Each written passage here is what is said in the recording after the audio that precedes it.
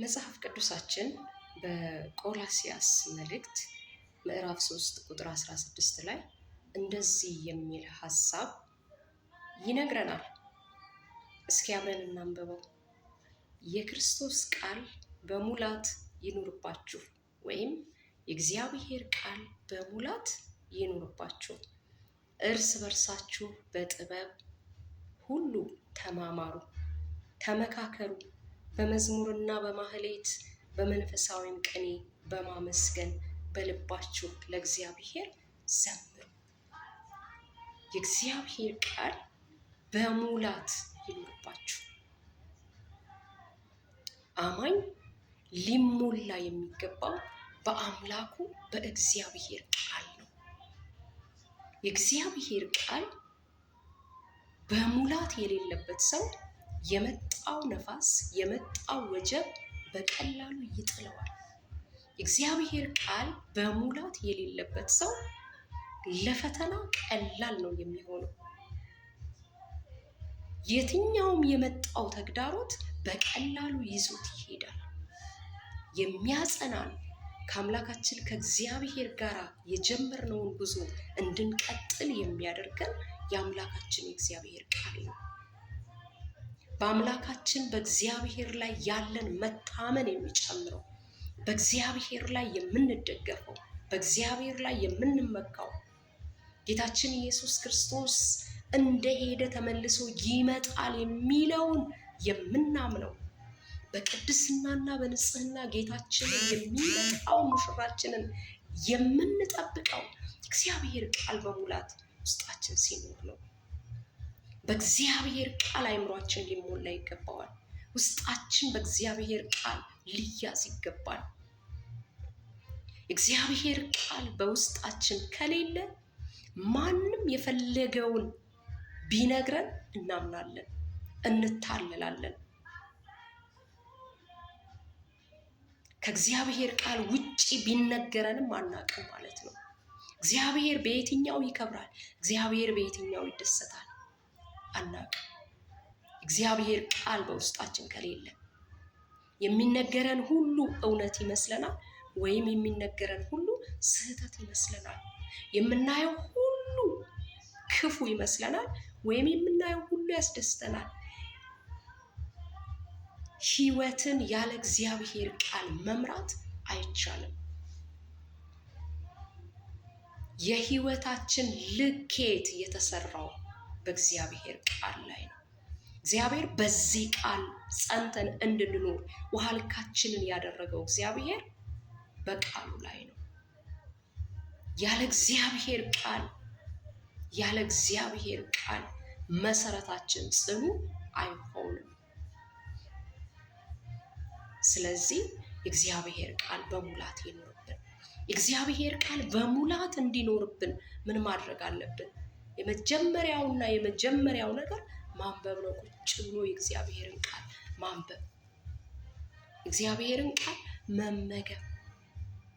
ለስጋችን 3 ጊዜ ከዛም በላይ ምግብ እንደሚያስፈልገው፣ እንደምንጠጣ፣ እንደምንታጠብ፣ ንጽህናችንን እንደምንጠብቅ፣ ስጋችንን እንደምንንከባከብ ሁሉ መንፈሳችን በእግዚአብሔር ቃል ካልተገነባ፣ ምግብ ካልሰጠነው እድገታችን ያቆማል። እንቀጭጫለን፣ እንሞታለን። ሰዎች እያጎረሱን ህይወታችን ሊቀጥል አይችልም።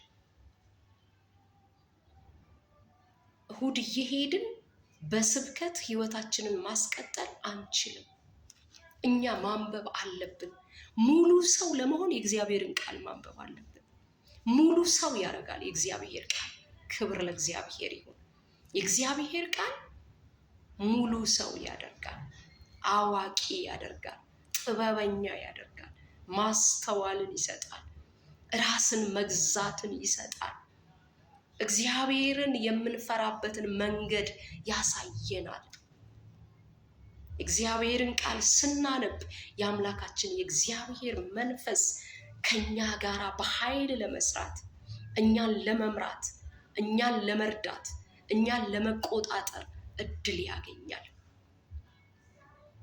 እግዚአብሔር ቃል ሳይኖር ውስጣችን መንፈስ ቅዱስ በውስጣችን በኃይል ሊሰራ አይችልም። መንፈስ ቅዱስ ደስ ሊሰኝብን አይችልም።